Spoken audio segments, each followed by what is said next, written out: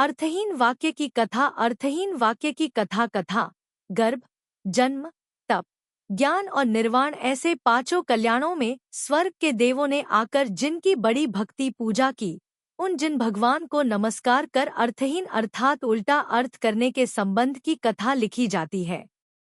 वसुपाल अयोध्या के राजा थे। उनकी रानी का नाम वसुमती था। इनके वसुमित्र नाम का एक बुद्धिमान पुत्र था। वसुपाल ने अपने पुत्र के लिखने पढ़ने का भार एक गर्ग नाम के विद्वान पंडित को सौंपकर उज्जैन के राजा वीरदत्त पर चढ़ारी कर दी। कारण वीरदत्त हर समय वसुपाल का मानभंग किया करता था और उनकी प्रजा को भी कष्ट दिया करता था। वसुपाल उज्जैन आकर कुछ दिनों तक शहर का घेरा डाले रहे। इस समय उन्होंने अपनी राज्य व्यवस्था के संबंध का एक पत्र अयोध्या भेजा। उसी में अपने पुत्र के बाबत उन्होंने लिखा, पुत्रोध्यापित व्योसव सुमित्रोतिसाद्रम शालिभक्तमसिस परिक्तन सर्प्यक तंदिनम प्रति गर्गोपाध्याय कस्योच्चैर दीयते भोजनायच। इसका भाव यह है, वसुमित्र के पढ़ाने लिखाने का प्रबंध अच्छा करना, कोरी त्रुटि न करना और उसके पढ़ाने वाले पंडित जी को खाने पीने की कोरी तकलीफ न हो, उन्हें घी, चावल, दूध भात वगैरह खाने को दिया करना। पत्र पहुंचा। बांचने वाले ने उसे ऐसा ही बांचा। पर श्लोक में मसिस प्रिक्तन एक शब्द है।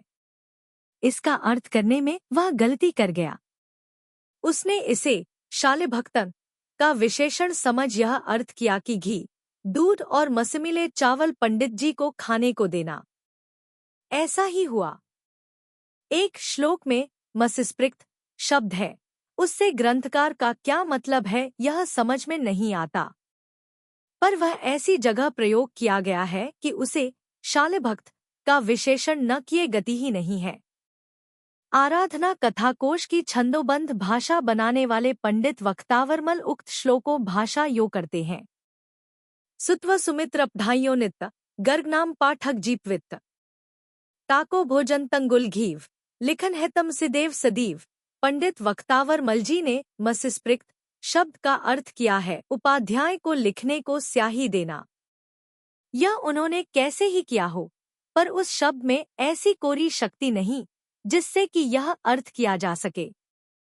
और यदि ग्रंथकार का भी इसी अर्थ से मतलब हो तो कहना पड़ेगा कि उनकी रचना शक्ति बड़ी ही शिथिल थी। हमारा यह विश्वास केवल इसी 1.5 श्लोक से ही ऐसा नहीं हुआ, किंतु इतने बड़े ग्रंथ में जगह श्लोक श्लोक में ऐसी शिथिलता देख पड़ती है। हाँ, यह कहा जा सकता है कि ग्रंथकार ने इतना बड़ा ग्रंथ बना जरूर लिया, पर हमारे विश्वास के अनुसार उन्हें ग्रंथ की साहित्य सुंदरता, रचना सुंदरता आदि बातों में बहुत थोड़ी भी सफलता शायद ही प्राप्त हुई हो। इस विषय का एक पृथक लेख लिखकर हम पाठकों की सेवा में उपस्थित करेंगे, जिससे वे हमारे कथन में कितना तथ्य है इसका ठीक ठीक पता पा सकेंगे। मसी का अर्थ स्याही प्रसिद्ध है, पर वक्तावरमल जी ने भी स्याही अर्थ किया है, पर ग्रंथकार इसका अर्थ करते हैं कोयला। देखिए मस्घरितन सुभक्तंच दीयते भोजनक्षणे चूर्णीकृत्यत्तोंगारंधरित भक्तेन मिश्रितम दत्तंतस्मयति। स्याही काली होती है और कोयला भी काला। शायद इसी रंग की समानता से ग्रंथकार ने कोयले की जगह मसी का प्रयोग कर दिया होगा। पर है आश्चर्य, ग्रंथकार ने इस श्लोक में मसी शब्द को अलग लिखा है, पर ऊपर के श्लोक में आए हुए मसिस्पृक्तन शब्द का ऐसा जुदा अर्थ किसी तरह नहीं किया जा सकता। ग्रंथकार की कमजोरी की हद है जो उनकी रचना इतनी शिथिल देख पड़ती है। जब बेचारे पंडित जी भोजन करने को बैठते तब चावलों में घी वगैरह के साथ थोड़ा कोयला भी पीसकर मिला दिया जाया करता था।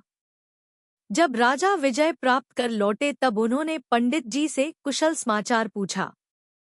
उत्तर में पंडित जी ने कहा, राजाधिराज, आपके पुण्य प्रसाद से मैं हूँ तो अच्छी तरह, पर खेद है कि आपके कुल परंपरा की रीति के अनुसार मुझसे मसीकोयला नहीं खाया जा सकता, इसलिए अब क्षमा कर आज्ञा दे तो बड़ी कृपा हो।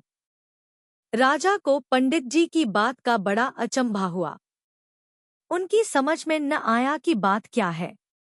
उन्होंने फिर उसका खुलासा पूछा। जब सब बातें उन्हें जान पड़ी तब उन्होंने रानी से पूछा, मैंने तो अपने पत्र में ऐसी कोरी बात न लिखी थी, फिर पंडित जी को ऐसा खाने को दिया जाकर क्यों तंग किया जाता था?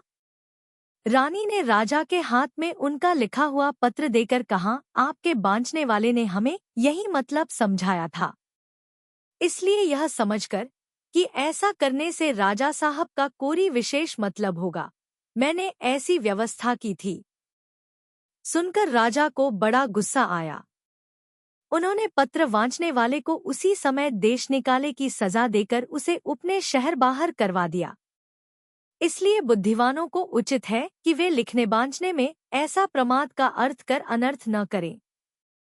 यह विचार कर जो पवित्र आचरण के धारी और ज्ञान जिनका धन है, ऐसे सत्पुरुष भगवान के उपदेश किए हुए पुण्य के कारण और यश तथा आनंद को देने वाले ज्ञान सम्यक ज्ञान के प्राप्त करने का भक्तिपूर्वक यत्न करेंगे, वे अनंत ज्ञान रूपी लक्ष्मी का सर्वोच्च सुखलाभ करेंगे।